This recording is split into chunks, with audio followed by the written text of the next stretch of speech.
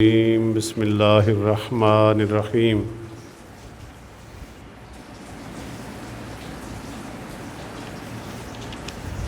وَاضْرِبْ لَهُم مَّثَلًا أَصْحَابَ الْقَرْيَةِ إِذْ جَاءَهَا الْمُرْسَلُونَ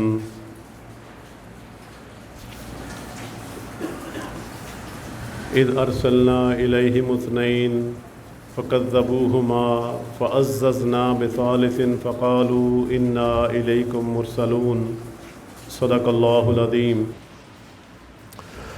قرآن مجید کتاب ہدایت، اللہ تعالیٰ کا آخری کلام۔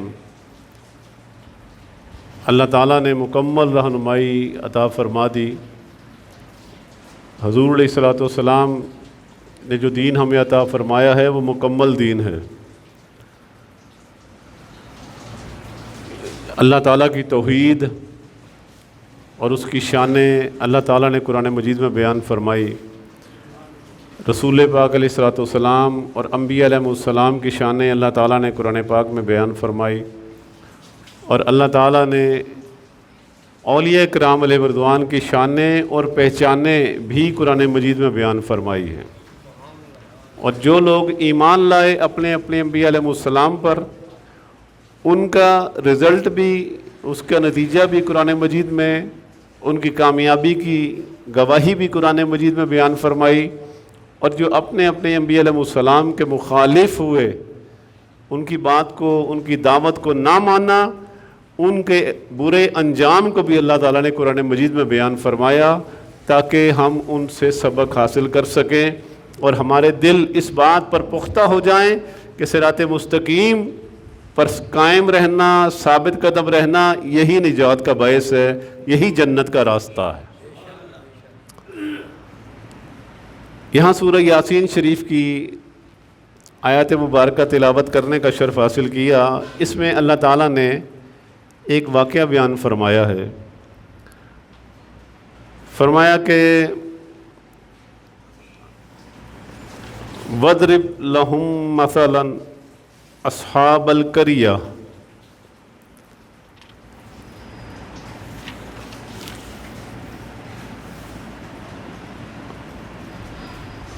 ایک بستی والوں کا ذکر ان سے بیان فرما دیں۔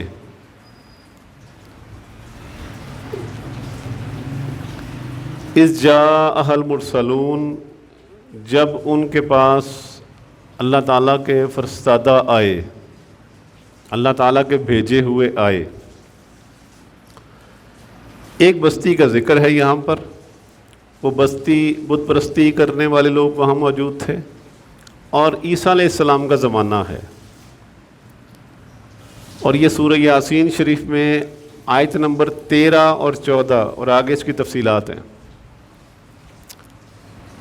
عیسیٰ علیہ السلام نے اپنے 2 حواریوں کو اس بستی کی طرف بھیجا کہ انہیں دعوت حق دیں، اور جو بت پرستی ہے اس سے باز آئیں، بت پرستی کا انجام جو برا ہے اس سے آگاہ کریں، اور ایک خدا، ایک اللہ وحدہ لا شریک، اس کو معبود سمجھ کر دل و جان سے اس پر ایمان لائیں اور جنت کی طرف چل پڑیں، نجات کی طرف ان کو بلائیں۔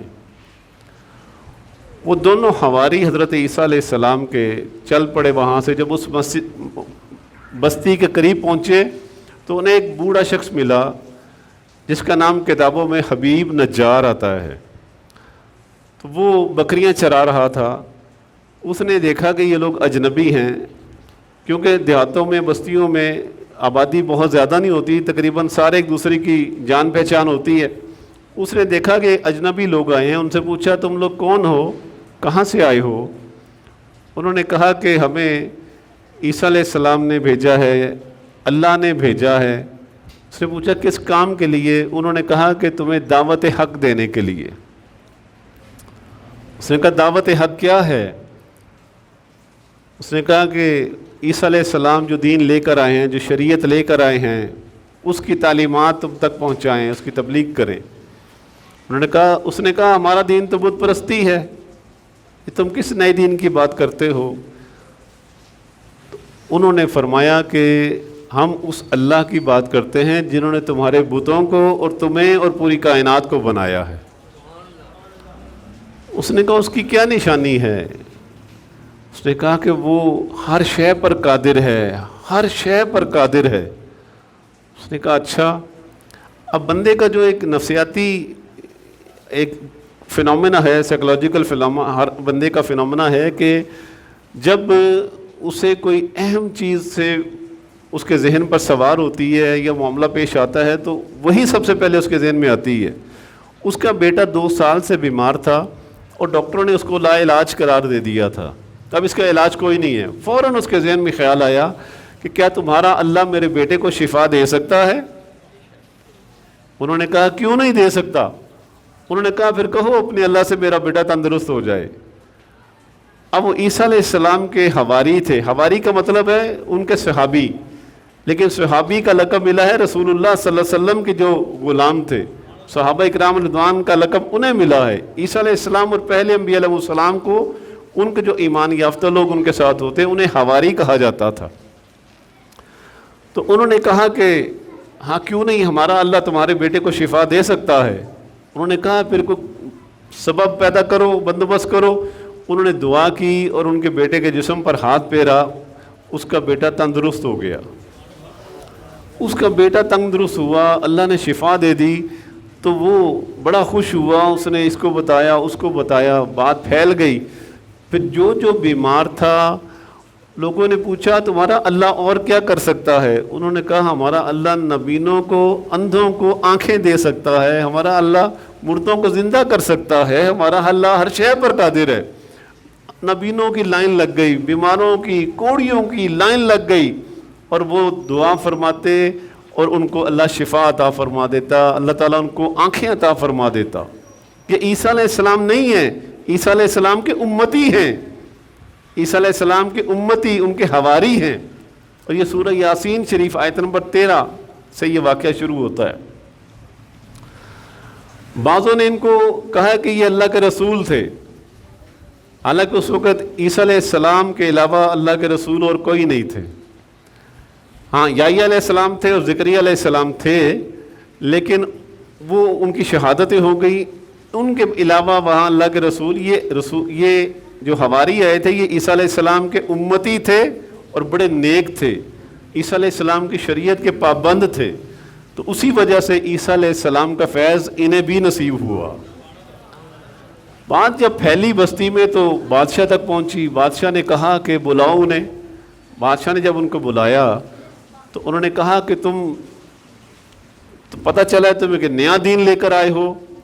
انہوں نے کہا کہ ہاں ہم وہ دین لے کر آئے ہیں جو سچا ہے۔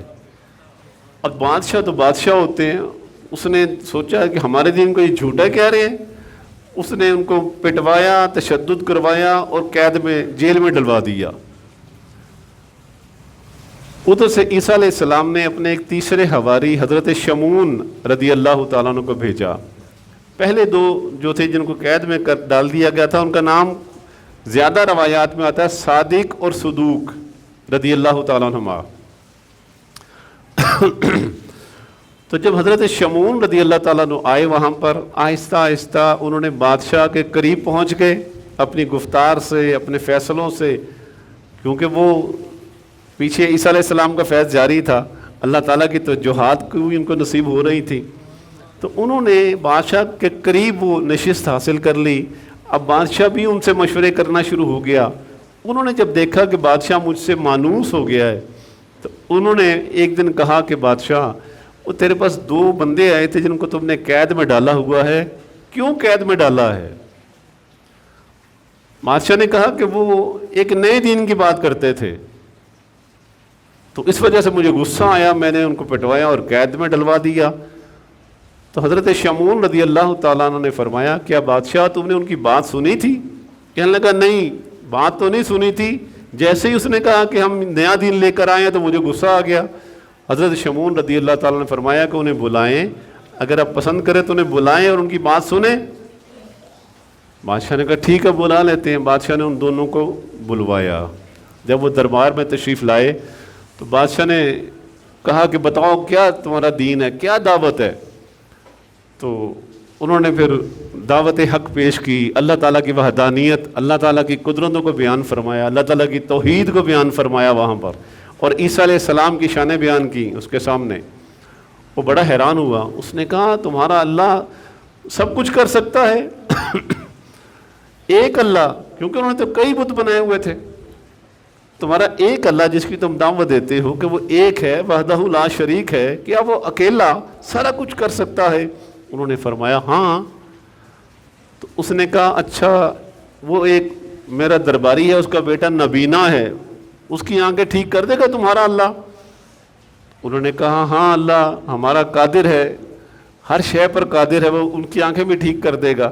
اس اندھے بچے کو لایا گیا اور انہوں نے دعا کی، اللہ تعالیٰ نے اس کو آنکھیں عطا فرما دی۔ بادشاہ بڑا حیران ہوا۔ اب حضرت شمعون رضی اللہ تعالیٰ عنہ نے بادشاہ سے کہا اب ایک اور نبینا لے کر آؤ اور اپنے بتوں سے کہو جن کی تم عبادت کرتے ہو کہ وہ ان کی آنکھیں ٹھیک کر دیں، اس کی آنکھیں ٹھیک کر دیں۔ بادشاہ نے سر جھکا لیا اور کہنے لگا کہ تمہیں تو پتہ ہے کہ نہ یہ سنتے ہیں، نہ یہ دیکھتے ہیں، نہ یہ بولتے ہیں، اور نہ یہ کچھ کر سکتے ہیں۔ بادشاہ جب یہ بات کر رہا تھا تو اس کی اپنی آواز اس کے ضمیر پر ہتھوڑے کی طرح لگ رہی تھی کہ میں خود ہی اعتراف کر رہا ہوں۔ حضرت شمعون رضی اللہ تعالیٰ عنہ نے جب دیکھا کہ لوہا گرم ہے تو آپ نے اس کو پھر حق کی دعوت دی اور اللہ تعالیٰ کی شانیں بیان فرمائی، عیسیٰ علیہ السلام کی، انبیاء علیہ السلام کی شانیں بیان فرمائی اور اپنے دین کی شان بیان فرمائی، اور فرمایا کہ جو اس دین پر چلے گا اور اسی پر اس کا خاتمہ ہوگا وہ جنت میں جائے گا۔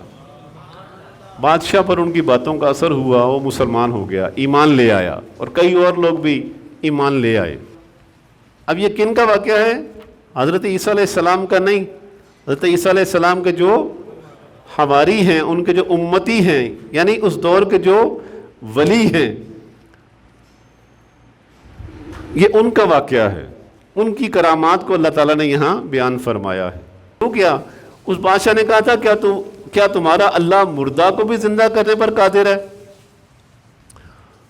تو انہوں نے کہا ہاں کیوں نہیں، ہمارا اللہ ہر شے پر قادر ہے۔ تو ایک کسان کے بیٹے کو لایا گیا جو 7 دن ہو گئے تھے اس کو مرے ہوئے، اور اس کا جسم پھٹنا شروع ہو گیا تھا، پھول گیا تھا، بدبو آ رہی تھی۔ تو بادشاہ نے کہا کہ تمہارا اللہ اس کو بھی زندہ کر سکتا ہے؟ تو حضرت عیسیٰ علیہ السلام کے جو حواری تھے انہوں نے کہا کیوں نہیں، ہمارا اللہ اس کو بھی زندہ کرنے پر قادر ہے۔ اس نے کہا بادشاہ نے پھر اس کو زندہ کر کے دکھاؤ، کہو کہ اپنے اللہ سے کہ اسے زندہ کر دے۔ انہوں نے دعا کی، وہ مردہ اٹھ کر بیٹھ گیا، اس کا تعفن ختم ہو گیا، اس کا جسم جو پھٹا ہوا تھا وہ ختم ہو گیا، اس کی شکل درست ہو گئی اور اٹھ کر کلام کرنے لگا۔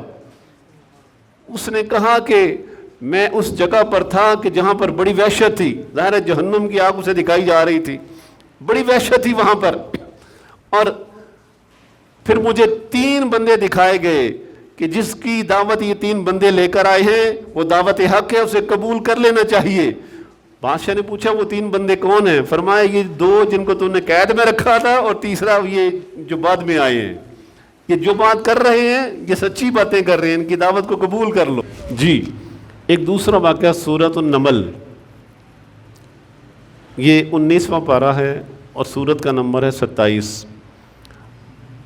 سلیمان علیہ السلام کا واقعہ۔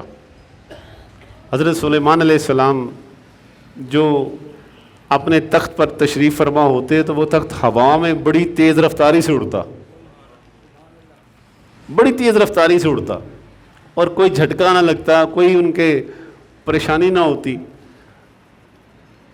تو ان کی ایک بات، ان کا ایک واقعہ اللہ تعالیٰ نے یہاں بیان فرمایا ہے قرآن مجید سورۃ النمل آیت نمبر 39۔ قال سلیمان علیہ السلام نے فرمایا یا ایھا الملأ ایکم یاتینی بعرشھا، فرمایا وہ تخت بلقیس کون لے کر آئے گا؟ اس کے آنے سے پہلے وہ تخت بلقیس کون لے کر آئے گا؟ تو قال عفریت من الجن انا آتیک وہی قبل ان تقوم من مقامک۔ تو ایک بہت بڑا جن، ایک دیو کھڑا ہو گیا، اس نے کہا جی کہ میں لے آؤں گا۔ پوچھا کتنی دیر میں؟ فرمایا جب تک، کہنے لگا کہ جب تک آپ یہاں تشریف فرما ہیں، آپ کا دربار لگا ہوا ہے، کوئی 3 یا 4 گھنٹے لگ جائیں گے مجھے۔ تو سلیمان علیہ السلام نے، تفسیروں میں آتا ہے کہ سلیمان علیہ السلام نے فرمایا کہ مجھے وہ پہنچنے والی ہے تو مجھے اس سے جلدی چاہیے. تو آگے کیا فرمایا؟ قال الذی عندہ علم من الکتاب.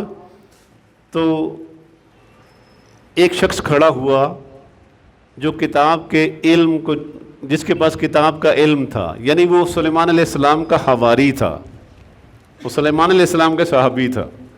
ان کا نام حضرت عاصم بن برقیہ رضی اللہ تعالیٰ عنہ آتا ہے کتابوں میں. انہوں نے کہا کہ میں لے آتا ہوں. فرمایا کتنی دیر میں؟ تو عرض کیا کہ پلک جھپکنے میں. قرآن مجید یہ کوئی قصے کہانی میں نہیں سنا رہا، یہ قرآن پاک کے واقعات، قرآن پاک کے قصے جو اللہ تعالیٰ نے یہاں بیان فرمائے، جو قرآن ہے.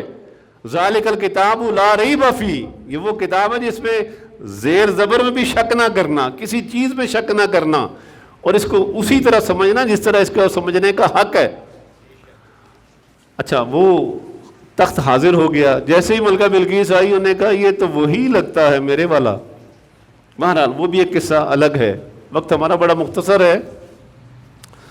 یہ دو واقعہ بیان کرنے کا مقصد کیا ہے؟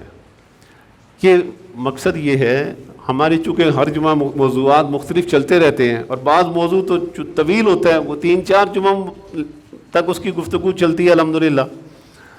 تو یہ آج کا موضوع جو ہے، اللہ تعالیٰ کے پیارے بندے جنہیں اولیاء کرام کہا جاتا ہے، آج ایک ایسا فتنہ بھی اٹھا ہے جو اولیاء کرام کی شانوں کا منکر ہے، اولیاء کرام کا ہی سرے سے منکر ہے. تو اس میں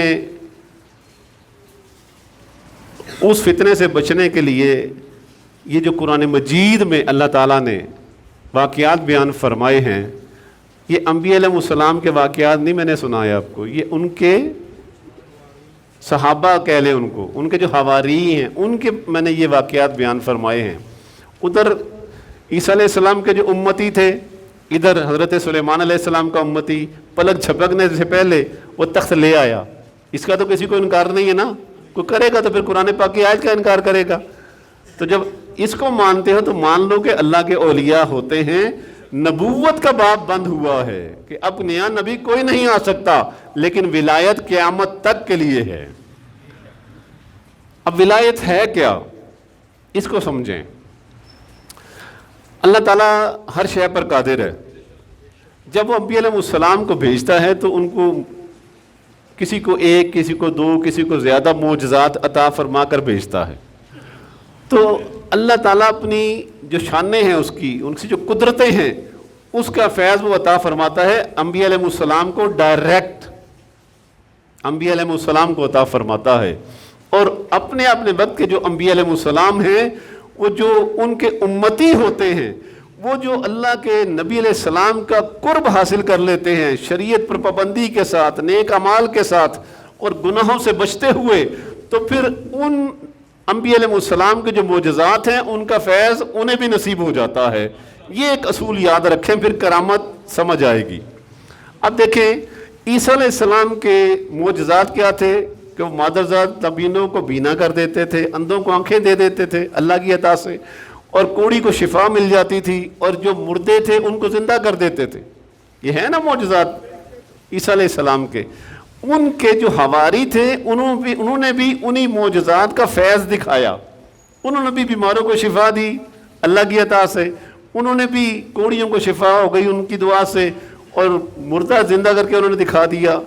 بادشاہ نے کہا تھا نا کہ پھر اچھا یہ بھی ہو گیا، تو ایک گل رہ گئی تھوڑی جی. اچھا، یہاں بات بتانے والی یہ ہے، سمجھنے والی، قرآن پاک کے حوالے سے سمجھنے والی، کہ عیسیٰ علیہ السلام کے حواریوں نے وہ کرامات ان سے ظاہر ہوئیں جو ان کے نبی علیہ السلام کے معجزات میں سے حصہ تھا. حضرت عیسیٰ علیہ السلام کے حواریوں نے پہاڑ میں سے اونٹنی پیدا نہیں کی، اور انہوں نے تخت بلقیس جلدی سے ایک لمحے میں لانے والا کوئی اس طرح کا کرامت کر کے نہیں دکھائی، بلکہ اپنے نبی علیہ السلام کا جو فیض تھا اسی کے مطابق انہوں نے وہ کرامات دکھائیں.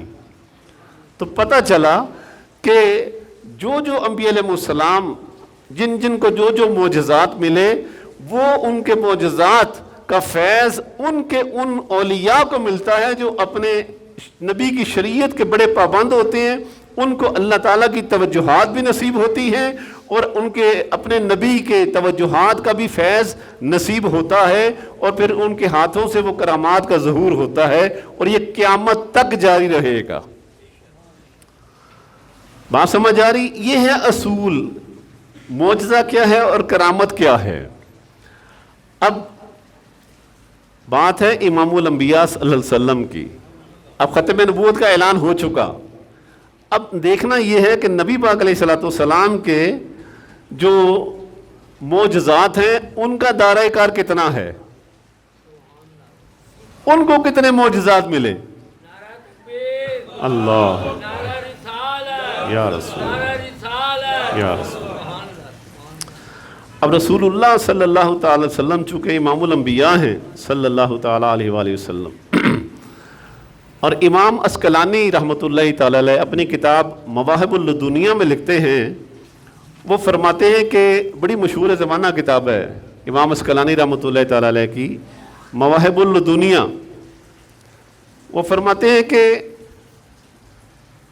جس نبی کو نبوت ملی، جن کو جو معجزات ملے، وہ عطا تو اللہ تعالیٰ نے فرمائے، لیکن ان کو عطا ہوئے رسول اللہ صلی اللہ علیہ وسلم کے وسیلے سے۔ بخاری شریف کی ایک روایت ہے، نبی پاک علیہ الصلوۃ والسلام نے فرمایا انما انا قاسم واللہ یؤتی، اور کما قال النبی صلی اللہ تعالی علیہ وآلہ وسلم، فرمایا کہ اللہ تعالیٰ عطا فرمانے والا ہے اور میں تقسیم کرنے والا ہوں۔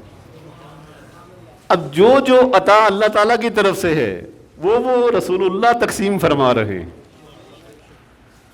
وہ اب کسی کے ذہن میں آ سکتا ہے اللہ تو شارک سے بھی زیادہ قریب ہے، وہ خود ہمیں سارا کچھ دیتا ہے، تو یہ کیسی بات کر رہے مولوی صاحب، یہ کیڑی گل کر رہے ہیں جی کہ وہ اللہ تعالیٰ ان کے وسیلے سے دیتا ہے؟ تو کیا یہ قرآن مجید ڈائریکٹ تمہیں مل گیا تھا جی؟ کیا یہ رمضان اور شب قدر ڈائریکٹ تمہیں مل گئی؟ کہ اللہ تعالیٰ کی معرفت تمہیں ڈائریکٹ نصیب ہو گئی؟ اور لوگ تو بتوں کے آگے سجدہ ریز تھے، لوگ تو بتوں کو خدا مان رہے تھے، لوگ تو چاند اور سورج کی پوجا کر رہے تھے، لوگ تو پیڑوں اور سانپوں کی پوجا کر رہے تھے۔ یہ جو معرفت ملی، جو ایمان ملا، بوسیلہ مصطفیٰ ملا ہے صلی اللہ تعالی علیہ وآلہ وسلم۔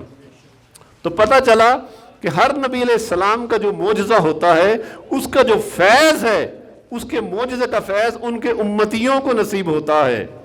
اب ہمارا، اور یہ بات بھی امام عسقلانی رحمۃ اللہ تعالی علیہ نے اپنی طرف سے نہیں کی، یہ قرآن مجید سے ہی انہوں نے اس کی دلیل دی ہے۔ وہ فرماتے ہیں کہ تو قرآن پاک سے ہی اس کی دلیل ہے۔ ایک بڑی مشہور آیت کریمہ اکثر ہم سنتے ہیں، سورہ احزاب کی آیت نمبر 56 ہے، ان اللہ وملائکتہ یصلون علی النبی یا ایھا الذین آمنوا صلوا علیہ وسلموا تسلیما۔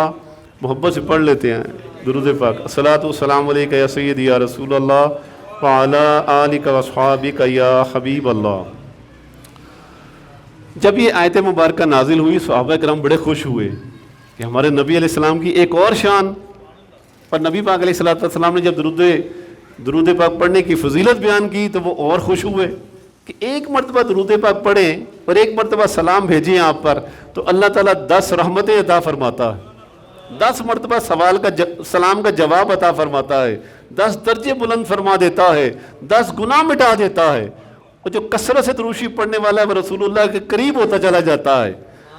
بے شمار فضائل ہیں درود پاک کے۔ اب چونکہ آج موضوع وہ نہیں ہے تو مختصراً عرض کرتا ہوں، جب یہ آیت مبارکہ نازل ہوئی نا، ان اللہ وملائکتہ یصلون علی النبی، تو جگہ صحابہ کرام جن میں صدیق اکبر رضی اللہ تعالیٰ عنہ، فاروق اعظم رضی اللہ تعالیٰ عنہ، عثمان غنی، علی المرتضیٰ اور دوسرے صحابہ کرام علیہ رضوان نبی پاک علیہ الصلوۃ والسلام کی بارگاہ میں حاضر ہوئے اور عرض کرنے لگے، یا رسول اللہ صلی اللہ تعالیٰ علیہ وسلم، اللہ تعالیٰ جو بھی نعمت آپ کو عطا فرماتا ہے اس کا کچھ حصہ ہمیں بھی عطا فرماتا ہے۔ بات سمجھ آ رہی ہے؟ صحابہ کرام عرض کر رہے ہیں نبی پاک علیہ الصلوۃ والسلام سے کہ اللہ تعالیٰ جو بھی نعمت آپ کو عطا فرماتا ہے اس کا کچھ حصہ ہمیں بھی ملتا ہے۔ یہ اتنی بڑی شان کہ اللہ آپ پر درود بھیجتا ہے اور فرشتے آپ پر درود بھیجتے ہیں۔ اللہ کا درود بھیجنا کیا ہے؟ علماء فرماتے ہیں اللہ تعالیٰ کا درود بھیجنا یہ ہے کہ وہ فرشتوں کے سامنے اپنے محبوب کی شان بیان فرماتا ہے، اور اللہ تعالیٰ کا درود بھیجنا یہ ہے کہ وہ اپنے محبوب پر رحمتوں کی برسات مسلسل اور پہلے سے بھی زیادہ کرتا رہتا ہے۔ اور اللہ تعالیٰ کا محبوب علیہ الصلوۃ والسلام پر درود بھیجنا یہ ہے کہ حضور علیہ الصلوۃ والسلام کے درجات ہر لمحہ بلند فرماتا رہتا ہے۔ وَلَلْآخِرَةُ خَيْرٌ لَكَ مِنَ الْأُولَىٰ، کہ محبوب آپ کی ہر آنے والی گھڑی پہلی گھڑی سے افضل اور اعلیٰ ہے۔ اور فرشتوں بھی درود بھیجتے ہیں۔ تو صحابہ کرام علیہ رضوان نے عرض کیا یا رسول اللہ کیا اس میں سے بھی ہمیں کوئی حصہ ملا ہے؟ ابھی ادھر نبی پاک علیہ الصلوۃ والسلام کے جان نثار غلاموں نے یہ بات عرض کی تھی، دل کی ایک تمنا، طلب اور تڑپ پیش کی تھی، عرض کی تھی، ادھر اللہ تعالیٰ نے جبرائیل علیہ السلام کو وحی دے کر فرمایا جا جبرائیل میرے محبوب کے پاس اور میرے محبوب کے غلاموں کو یہ خوشخبری سنا دے۔ یہ آیت کریمہ ہے، یہ آیت ہے سورہ احزاب کی اور آیت نمبر ہے 43۔ اللہ تعالیٰ فرماتا ہے هو الذی یصلی علیکم وملائکتہ، فرمایا کہ وہ تم پر بھی درود بھیجتا ہے اور اس کے فرشتے بھی۔ فرمایا جو میرے محبوب کا ہو جاتا ہے نا پھر اللہ اس کا ہو جاتا ہے۔ اللہ تعالیٰ اپنے محبوب علیہ الصلوۃ والسلام پر اور اس کے فرشتے محبوب علیہ الصلوۃ والسلام پر درود بھیجتے ہیں۔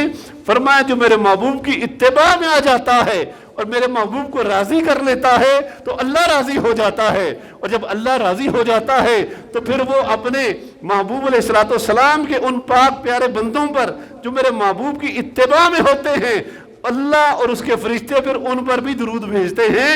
تو اس آیت کریمہ کا فیض ان کو بھی ملا ہے، پھر امتیوں کو بھی ملتا ہے، اور یہ آیت مبارکہ قیامت تک کے لیے ہے۔ اللہ اکبر۔ تو برادران اسلام، وقت ہمارا بڑا تھوڑا ہوتا ہے، بڑی محبت اور لطف والی باتیں آگے تھیں، لیکن اب چونکہ وقت مکمل ہو چکا تو یہ اصول یاد رکھ لیں جو قرآن و حدیث سے ہمیں ملا ہے۔ اصول قرآن و حدیث میں بیان ہو چکے۔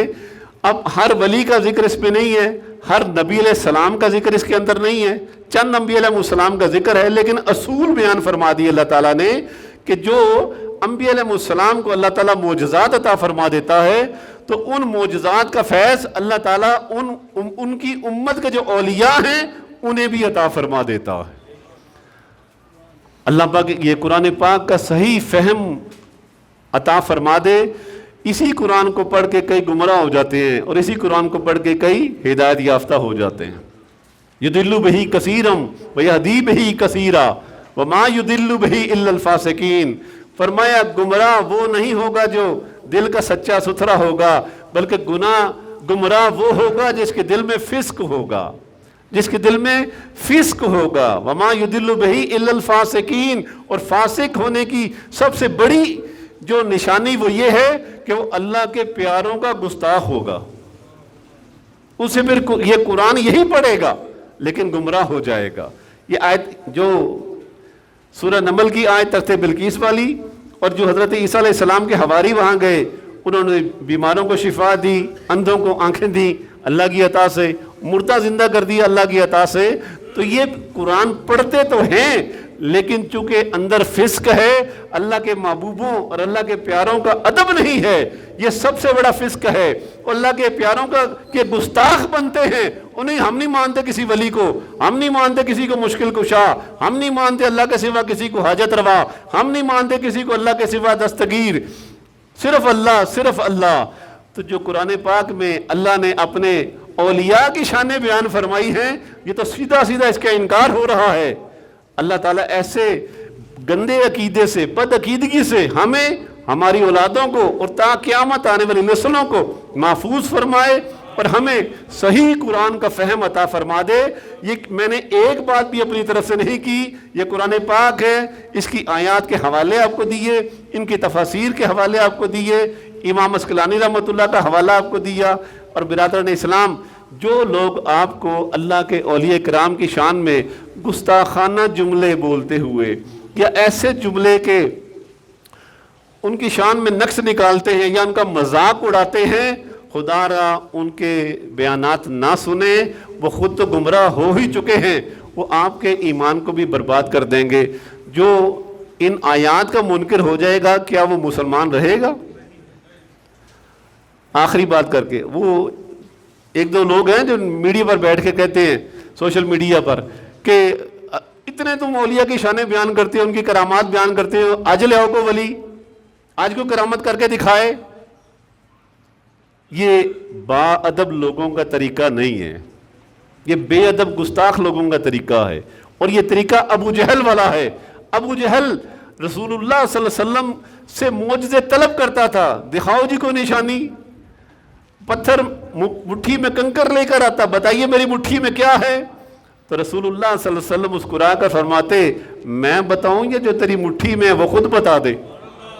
और उसकी मुट्ठी में, एक मुशरिक की मुट्ठी में वो कंकरियां बंद हैं, कैद हैं, वहां कैद में भी वो कलमा पढ़ रही हैं और गवाही दे रही हैं कि आप अल्लाह के सच्चे रसूल हैं।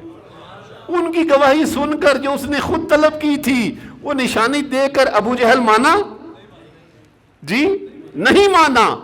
वो चांद के दो टुकड़े हो गए, चांद के दो टुकड़े उनकी फरमाइश पर हुए थे।